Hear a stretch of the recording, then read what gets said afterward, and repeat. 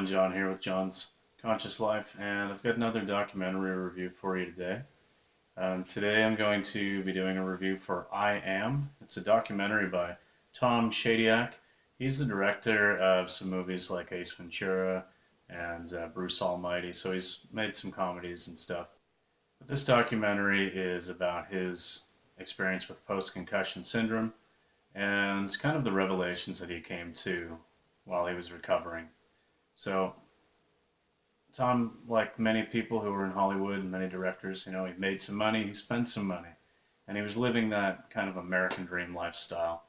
And but then when this happened, he was just months kind of trying to recover and hoping that the concussion symptoms would go away. And he says that in this film, he was pretty much ready to die. He wasn't suicidal, but he accepted his death. And so in the face of that, he thought, what is it that I want to say? What do I want to leave behind?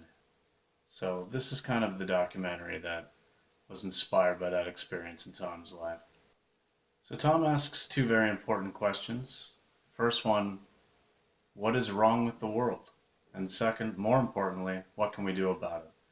So he's collected some really brilliant minds from around the world, spiritual leaders, scientists, psychologists, and he asks them these questions. And so this documentary is kind of a collective discussion between some of the greatest minds in the world and talking about, the issues that we face right now as a species, as a planet, and what we can do to help alleviate some of those pressures and take a turn, for the better.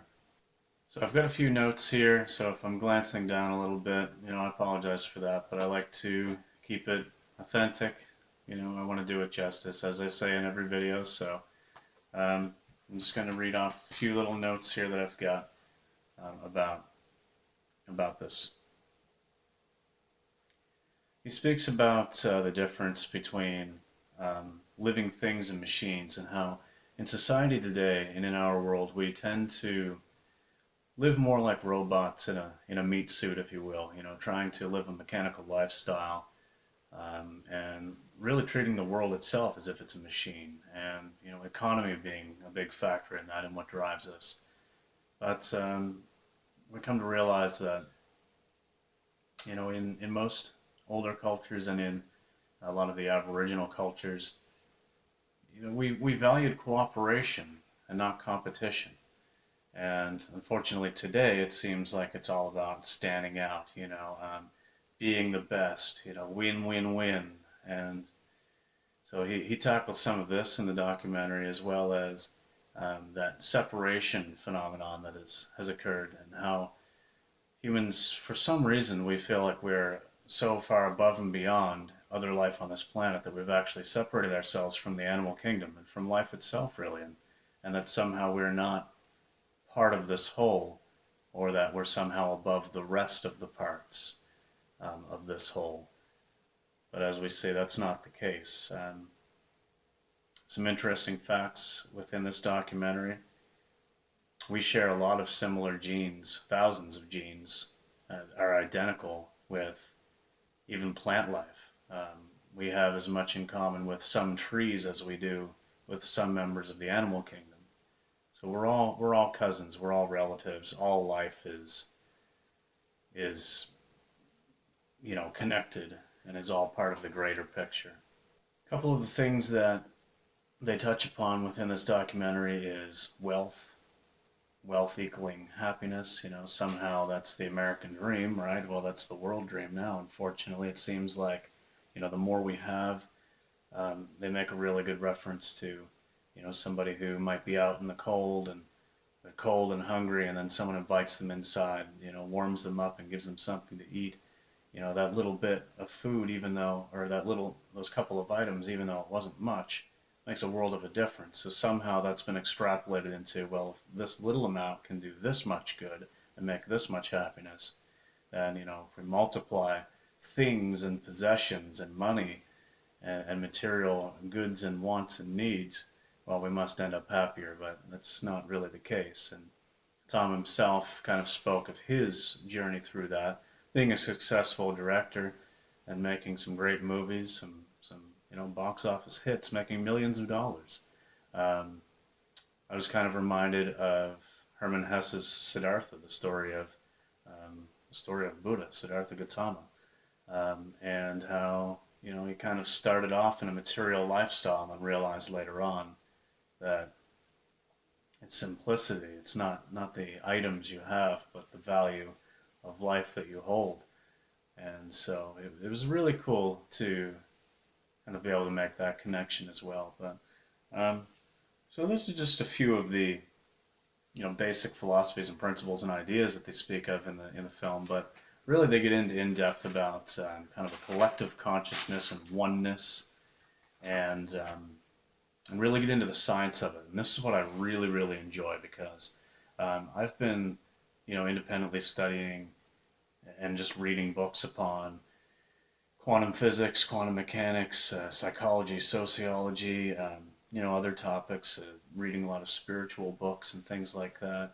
Um, for a number of years, just trying to gain perspective and, reading some of the great leaders in physics like Stephen Hawking, Carl Sagan, Brian Greene, reading some of their books and kind of getting a feel for string theory and how they're really working towards a theory of everything, how everything's connected, and looking for almost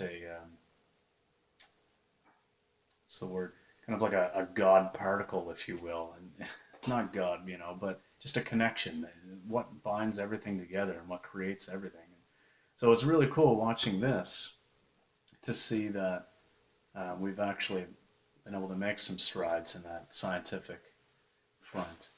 Um, some of the things that I thought were really cool is that we, as well as some other animals that we know for sure, um, have mirror neurons that allow us to, when we see something, reflect and remember about when we might have been in that situation so that we can actually sympathize and empathize. And that's why when you see something, um, maybe you see somebody getting hurt, you cringe, you feel it, you shudder. Or you see somebody like a baby crying or a laughter or something happy, really joyous something, you well up and you feel, um, overwhelmed with happiness because you can relate to that.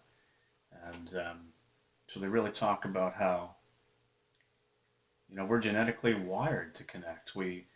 Our brain releases chemicals to react in these ways according to these things that we see. It's part of our DNA, it's part of our evolution, and part of our actual physical composition that we can feel and empathize and sympathize and feel that connection with other life. So it's a very natural thing. Um, yeah, and it's another really cool thing. One of the sciences that they spoke of was about the heart. Everyone talks about the brain a lot. The heart, there's a heart center that they discuss where they actually do some testing. Um, and this was a really cool piece of information. Our heartbeats, we think of the beat itself, but within the pause, there's a vibrational pattern that occurs. And that actually is relative to the emotion that we're feeling. And when our hearts beat, it actually creates an electromagnetic field around us that can differ according to our emotional state and our mental state. So if we're feeling happy, our heart can actually project that kind of an electromagnetic field.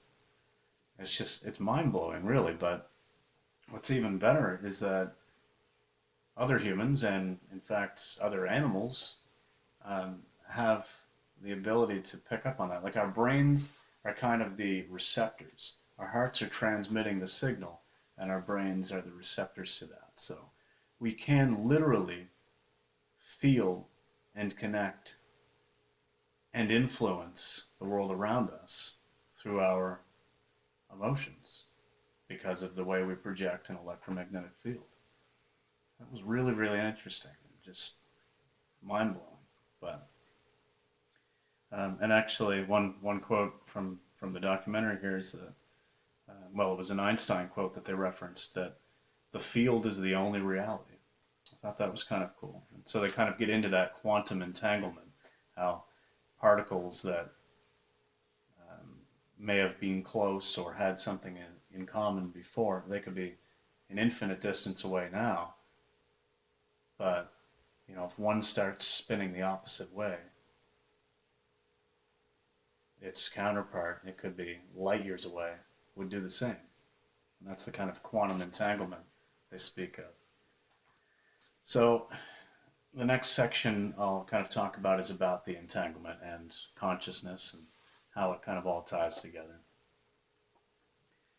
And some other things that they were doing, that they do now. This documentary was in 2011, so maybe some of this information isn't 100% accurate. They may have more of these now, but they do have 62 or 63 random number generators in cities around the world. And this part of the documentary blew me away. Almost didn't believe it, but they showed the data right there. So these random number generators, I mean, we can get an app on our smartphones now to do that, for raffling or whatever. And they're designed to do just that. Bring up random numbers. These random number generators in cities around the world are actually affected by world events or emotional times. For example, one example they talk about is during 9/11. In 9/11, random number generators actually started trending. They started making patterns. And the Earth's magnetic field actually flared drastically on 9/11. The Earth, of course, its own electromagnetic field, and we project our own.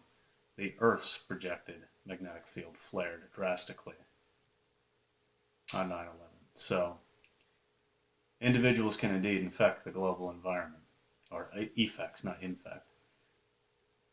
And yeah, so it's that was crazy. That just blew me away when I heard that. But the conclusion of this, and what I get from it really, is that no action is too small. I mean, you can be the change, you can be that beacon of truth. You can, if you see that there is something in the world that you want to change, that you'd like to make better, every small little random action can build, and it just snowballs, and it creates a movement, a revolution, and maybe even eventually an evolution. There's so much science to predict. Darwin actually spoke of how